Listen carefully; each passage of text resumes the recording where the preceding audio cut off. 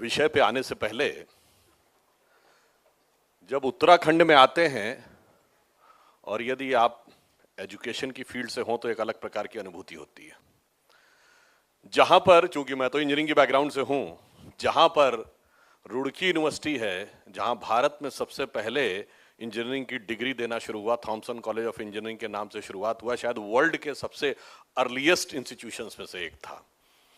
और भारत में आजादी के बाद अगर सबसे पहले 59 में राधाकृष्णन कमेटी की रिकमेंडेशंस पे एग्रीकल्चर और टेक्नोलॉजी की यूनिवर्सिटीज बनी, तो सबसे पहले पंतनगर में बनी, जो इसी उत्तराखंड में।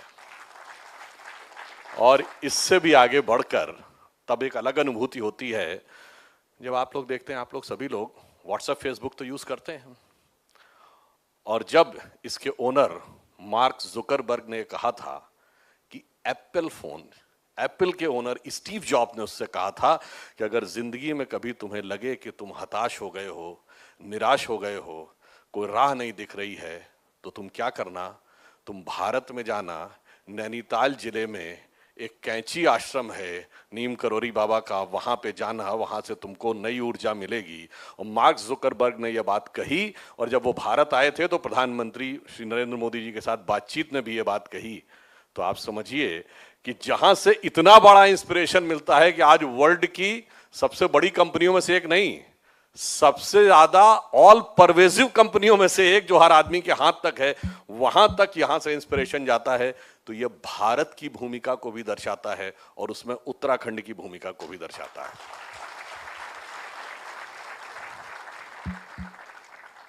Now if we start on the issue of the education, अगर हम कहें तो if you want to become a leader in the education, then what you have to do. देखिए, बहुत स्पष्ट सी बात ये कहें कि अगर आप एग्जिस्टिंग चीज को फॉलो करते हैं तो you can become prosperous, you can attain a good position, good prosperity, good life, good luxury. But अगर आपको लीडर बनना है तो एग्जिस्टिंग चीज में से अलग हटकर आपकी एक दृष्टि होनी चाहिए कि what is going to be there in the future, and accordingly you can decide. इसका मैं एक एग्जांपल देना चाहता हूं। You all must be knowing कि जब अमेरिका ने अपना एटम बम का प्रोजेक्ट स्टार्ट किया, the name of the project was project Manhattan, 1945 में चल रहा था, before the first atomic explosion was done on 16th of July 1945। Project Manhattan चल रहा था, तो उस समय प्रेसिडेंट थे ट्रूमैन, और ट्रूमैन के एक एडवाइजर थे जिनका नाम था एडमिरल विलियम ले। एडमिरल विलियम ले ने कहा कि mister president, this project Manhattan is going to be a utter failure. This project will never take off. This I am saying as an expert on explosive. अब बताइए, वो सही थे कि गलत थे? वो सही थे, because till that time the science of explosives were only limited to the chemical forces available in the explosive material. जो एक्सप्लोजन होता है वो तो केमिकल रिएक्शन से होता है ना, बट जिसकी बात हो रही थी वो एटॉमिक फोर्स था। केमिकल रिएक्शन क्या है? जो creation and dissolution of the atoms in creating and dissolving molecules, यानी वो एटम के बाहर हो रहा था। एटम के अंदर गए तो एनर्जी कुछ और थी, वहां तक वो नहीं देख पा रहे थे।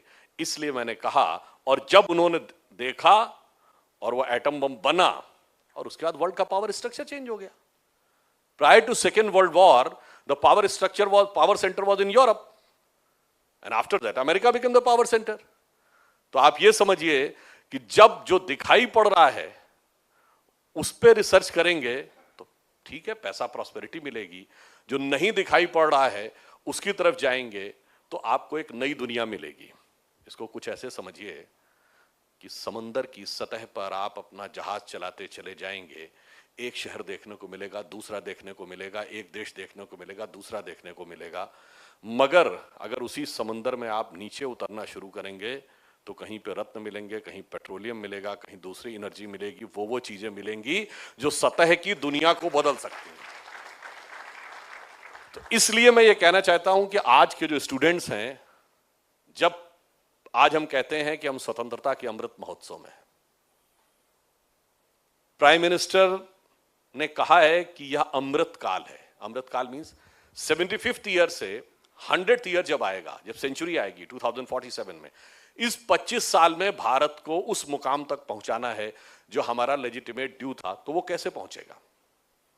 अगर हमारा लक्ष्य इतना ही रहेगा बच्चों का कि एक अच्छे इंस्टीट्यूट से डिग्री प्राप्त कर ली, फिर बहुत अच्छा हुआ तो एक फॉरेन की यूनिवर्सिटी से डिग्री प्राप्त कर ली, एक बहुत बड़ी कंपनी में जाके बढ़िया नौकरी की, लाखों रुपए महीने की, या बहुत हुआ तो एक अच्छा खासा बिजनेस कर लिया और उसके बाद जिंदगी खत्म। तो ये करके क्या अमृत काल का अमृत प्राप्त होगा? जिसके लिए वो अकबर इलाहाबादी का एक बड़ा फेमस शेर है कि क्या कहें अहबाब, अहबाब कहते हैं ना फ्रेंड को उर्दू में, क्या कहें अहबाब, क्या कारे नुमाया कर गए, ग्रेजुएट हुए, नौकर हुए, पेंशन मिली और मर गए। तो इसमें आप फाइनली सिर्फ इतना अचीव करेंगे। बट अगर आप ये देखेंगे कि फ्यूचर की टेक्नोलॉजीज क्या है, जैसे जो इमर्ज होने वाला, जो अभी दिख रहा है, आपको लगता है इसमें कुछ हो सकता है। मेरा मानना है कि भारत के बच्चों को अगर यहां पे अच्छे इंस्टीट्यूशंस में रिसर्च करनी है, विदेश में भी रिसर्च करने जाना है, तो आर्टिफिशियल इंटेलिजेंस में जाएं, कंपोजिट मटेरियल में जाएं, जीनोम सीक्वेंसिंग में जाएं, नैनो टेक्नोलॉजी में जाएं, स्पेस टेक्नोलॉजी में जाएं। ये वो चीजें हैं जो फ्यूचर में जाकर इमर्ज करेंगी। और अगर आप अभी से इसमें जा सकते हैं तो आप सोचिए, तब आप फ्यूचर को प्रभावित कर सकते हैं। मैं डोमिनेट वर्ड नहीं यूज करना चाहता। और एक और बात समझिए, as far as the level of technology is concern, एक बहुत बड़े थ्योरेटिकल फिजिसिस्ट हुए हैं मिशियो काकू, उन्होंने ये स्ट्रेटिफिकेशन दिया है, the civilizations fall in 3 categories, level 1, level 2 and level 3। Level 1 civilization in terms of technology is that वो जिस प्लेनेट पर रहता हो उस प्लेनेट की सारी एनर्जीज को उसने एक्सप्लोर कर लिया हो और उसे यूटिलाइज करना आ गया हो।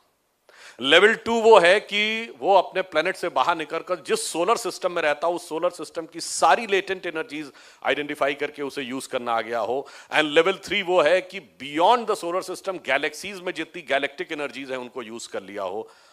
अब if you look at this parameter, अभी तो हम अपने ही प्लेनेट की कुछ एनर्जीज को तो आइडेंटिफाई कर पाए, पेट्रोलियम है, गैस है और एयर है, वाटर है। अभी तो टोटल एनर्जीज यहां की बची हुई है। तो in a way we are somehow slightly above the zero level civilization. ये मैंने इसलिए कहा कि हमें ये गलतफहमी नहीं रहनी चाहिए कि हमने कोई बहुत बड़ा अचीवमेंट कर लिया है। तो आप वो मैंने सिर्फ ये बताने की कोशिश की कि कितना एक्सप्लोर करने को बाकी है, और जब हम उसको एक्सप्लोर करेंगे then we will be able to achieve what the actual reality is, or whether we can take the to the desired position. अब इसके बाद एक दूसरी चीज आती है। अब मान लीजिए आपने बहुत अच्छी टेक्नोलॉजी अचीव कर ली और 25 साल बाद आप डोमिनेट करने लगे, क्या बनना चाहते हैं? Somebody wants to become an engineer, wants to become a doctor, wants to become a scientist, wants to have a job, a very good job abroad, like some student aspire or dream for having a very good job in US, or some want to become a millionaire. पर क्या इससे piece और prosperity आती है? आप doctor बनेंगे तो doctor बन के भी अफजल गुरु बन सकते हैं। आप सोशल मीडिया एक्सपर्ट बनेंगे तो वो बन के भी कोई बुरहान वानी बन सकता है। अगर कोई ये समझेगा कि वो बहुत अच्छा चार्टर्ड अकाउंटेंट बनेगा तो वो याकूब मेनन बन सकता है। और वो ये सोचे कि अमेरिका में मुझे शानदार जॉब मिल जाएगा, उसके बाद जिंदगी खुश हो जाएगी, तो वो 9/11 करने वाले खालिद शेख या मोहम्मद अट्टा बन सकता है। ये मैंने सिर्फ इसलिए आपसे कहा कि अच्छी एजुकेशन और अच्छी जॉब पीस एंड प्रॉस्पेरिटी की गारंटी नहीं है। और ये मैं ऐसे ही नहीं कह रहा हूं। You all have heard the name of very famous writer Tom Friedman, who has written a very famous book, The World is Flat. उन्होंने 2001 में न्यूयॉर्क टाइम्स में एक आर्टिकल लिखा था। जानते हैं उसका आर्टिकल का शीर्षक क्या था? कंपैरिजन बिटवीन इन्फोसिस एंड अल कायदा। You can say how it can be compared. He said, yes, there are n number of comparable elements. Number one, both started at the same time. Both were powered by the power of youth. both were having the dedicated youth, both were having the talented youth, both have got the global presence एक साथ. बस अंतर क्या था? One for the destructive cause and other for the constructive cause. इसलिए इंफोसिस में millionaire बन के नारायण मूर्ति बनते हैं और अल कायदा का चीफ ओसामा बिन लादेन भी मिलियनर बिलियनर था. It means education is important, but more important is motivation behind the education. Sometime I can say motivation is more important than the education. Because if you look, अब मैं थोड़ा पीछे ले जाता हूं आपको, the India of the decade of 1930s, 40s. In the decade of 1930s, India was, in terms of education, one of the most uneducated countries of the world. Rate of literacy has 7% या 5% के आसपास थी. Germany उसी समय में one of the most literate and educated countries of the world. उस जमाने में हमारे यहां उतना परसेंटेज ऑफ लिटरेसी नहीं थी जितने परसेंटेज वहां ग्रेजुएट थे, उससे ज्यादा. India was politically सबजुगेटेड. Germany was one of the most powerful countries. हम इकोनॉमिकली बहुत पीछे, वो इकोनॉमिकली बहुत आगे. But look at the difference. The politically सबजुगेटेड, uneducated, economically disastered India contributed to the world with Gandhi, and educated, powerful, economically superior Germany contributed to the world with Hitler. इसका मतलब होता है कि ये डिफरेंस कहां से आता है.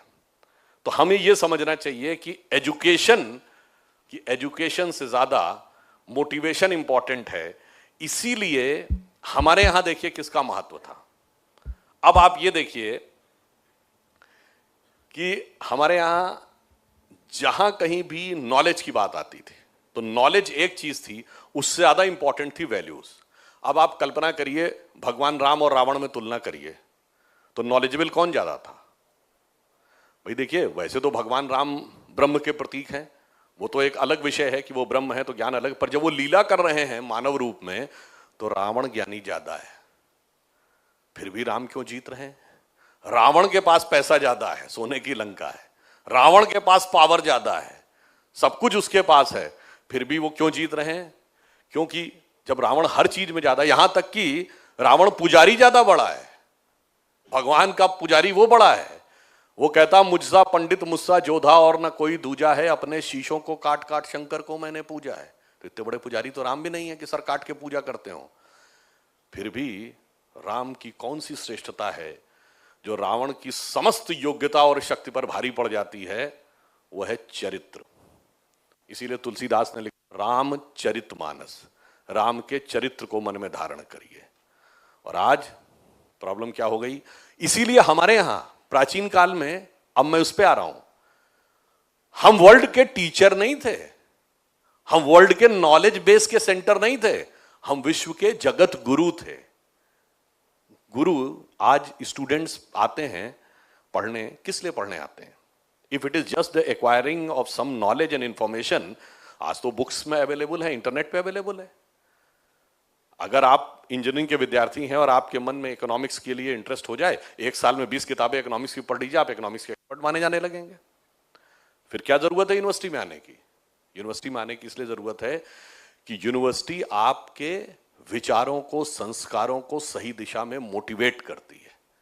अगर टेक्निकली नॉलेज पे जाएंगे तो गूगल के पास हम सब में से किसी से ज्यादा नॉलेज है, पर गूगल के पास नॉलेज है, वो दुनिया नहीं बदल सकता. दुनिया बदलने का प्रोसेस मोटिवेशन से आएगा. इसीलिए जब हम जगत गुरु थे तो क्या कहा जाता था? यहां लोग किस चीज की शिक्षा लेने आते थे? कहा जाता एतद देशे प्रसूतस्य सकाशादग्र जन्मना स्व स्व चरित्रम शिक्षेरन पृथ्व्याम सर्वमानवा. जहां अपने चरित्र की शिक्षा लेने पृथ्वी के सारे मानव आते थे. इसलिए हम जगत गुरु थे. हम उनकी personality, thinking process, thought process को टोटल ट्रांसफॉर्म करते थे. तो फाइनली आप ये समझिए कि अगर आपका मोटिवेशन सही है तो आप एजुकेशन के द्वारा सही दिशा में चीज अचीव कर सकते हैं. और वो मोटिवेशन आता कहां से है? वो सही दिशा में जाना है, ये आता कहां से? अभी आप कहेंगे चलिए तो पर्सनल लेवल पे बताया, मैं ग्लोबल लेवल पे बताता हूं. आज रशिया यूक्रेन की लड़ाई चल रही है, चाइना का एग्रेसिव मॉडल है। पिछले 70-75 सालों में पूरे वर्ल्ड की जियोपॉलिटिक्स किन चीजों से गवर्न हो रही है? एनेक्सेशन, चाहे 91 में कुवैत का इराक ने करने की कोशिश की हो, या सब्जुगेशन, या डोमिनेशन। यही तो करना है ना। या तो छोटे कंट्री को एनेक्स कर लेना है, जैसे तिब्बत को चाइना ने कर लिया था, या फिर सब्जुगेट कर लेना है। और अगर सब्जुगेट भी नहीं कर पाए तो एनी हाउ डोमिनेट करना है इकोनॉमिकली, फाइनेंशियली, कि दूसरे देश पे हमारा कंट्रोल बना रहे।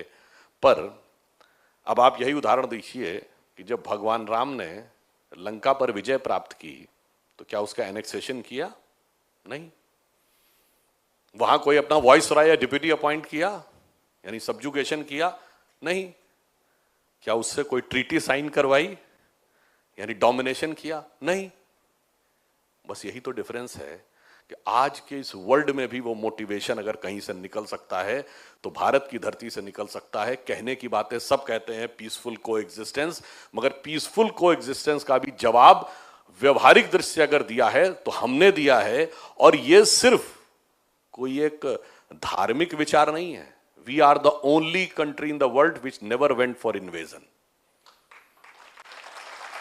because we are the only culture in the world which are having no concept of conversion. तो ना हम किसी को बदलना चाहते हैं, ना किसी को डोमिनेट करना चाहते हैं। इस मोटिवेशन की वजह से ही पर्सनल लेवल और जियोपॉलिटिक्स में हम बदलाव लाने में सफल होते हैं। अब मैं छोटा सा एक दो साइंस का भी एग्जांपल देना चाहूंगा। देखिए, मोटिवेशन हमें कई बार साइंस भी बताती है, हम ध्यान नहीं दे पाते, बिकॉज ये सिर्फ वो नहीं है। नेचर में everything is connected, in the cosmic world everything is connected. जो आपको लगता है कि ये कंपार्टमेंटल है, कंपार्टमेंटल कुछ नहीं है। पहले एग्जांपल दे दूं तो शायद आपको बेहतर समझ में आएगा। जैसे आज से 50-60 साल पहले कोई ये कहता कि दिल्ली में एक फैक्ट्री चल रही जिसकी वजह से कनाडा में बर्फ पिघल रही है, तो लोग कहते हैं how illogical, how foolish you are, it's not possible. आपने क्या थर्मोडायनेमिक्स नहीं पढ़ी, हीट कंडक्शन नहीं पढ़ा, कुछ मीटर दूर की चीज नहीं पिघला सकती, आप कैसे कह रहे हैं इतने 1000 किलोमीटर दूर? पर वो कैसे पिघल रही है? Entire earth is a cosmic unit, वो कंडक्शन नहीं हो रहा है। उसी ढंग से पूरा वर्ल्ड यूनिवर्स एक कॉस्मिक यूनिट है।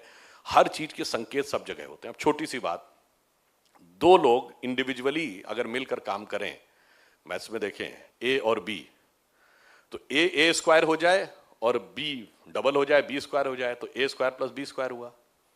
पर अगर ए प्लस बी का होल स्क्वायर कर दीजिए तो क्या हो जाता है? A square plus b square plus 2ab, तो ये एडिशनल मिल जाता है।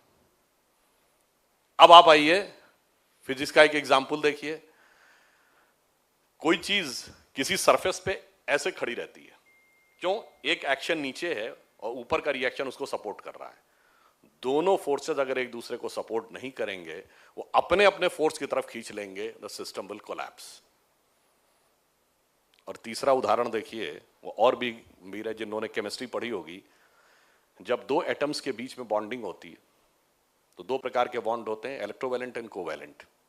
कोवैलेंट वो होते हैं जिसमें दो एटम्स के बीच में एक इलेक्ट्रॉन का साझा हो जाता है, और इलेक्ट्रोवैलेंट वो होता है कि एक ने दूसरे को इलेक्ट्रॉन दे दिया तो वो निगेटिव चार्ज हो जाता है, जिसने दिया वो पॉजिटिव चार्ज हो जाता है। तो बिकॉज ऑफ इलेक्ट्रिक फोर्स वो एक हो जाते हैं। और दोनों में ज्यादा स्ट्रांग कौन होता है? Electrovalent bond. इसका मतलब क्या है? प्रकृति भी यह संकेत देती है कि जब आप त्याग करते हैं तो बॉन्डिंग ज्यादा मजबूत हो जाती है। अविद्या में जीरो एक एंटिटी है और विद्या में जीरो एक अनुभूति है। इसलिए अविद्या के लिए न किसी गुरु की जरूरत है, न पात्रता की जरूरत है, न अपने अंदर कोई परिवर्तन लाने की जरूरत है।